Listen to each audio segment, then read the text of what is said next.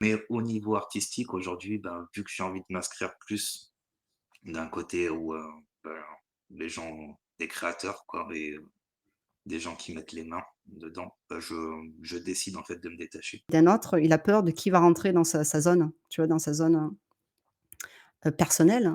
C'est intime, tu vois? La musique qu'un artiste fait, c'est intime et donc d'où la protection et aujourd'hui, comme tu l'as dit, on est dans un monde où, l'image, l'intimité, elle sonne plus pareil qu'il y a qu'à une certaine époque.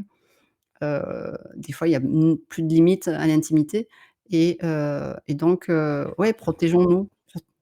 Là, je parle de Ah oui, l'intimité, je parle de la protection aussi de l'énergie, tu vois, ouais, de son identité, mmh. de l'équilibre. Pour moi, la base, c'est le respect.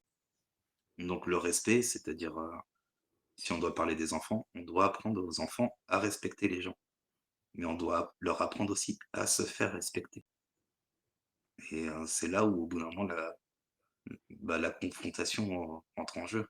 Maintenant, même nous en tant qu'adultes, parce que, selon les générations, selon les éducations, selon les cultures, se faire respecter, c'est pas toujours quelque chose qui est acquis et rentrer dans une confrontation, ça veut pas dire forcément dresser les poings et cogner sur quelqu'un. Mais par contre, exiger du respect. Pour l'exiger, par contre, il faut, je pense d'abord en avoir pour, son environnement, pour les gens, pour le matériel qu'on utilise. Justement dans cette dimension de respect et ben, on est en droit d'en exiger aussi et du coup de se confronter à quelqu'un qui ne respecte pas quelque chose qui ne respecte pas.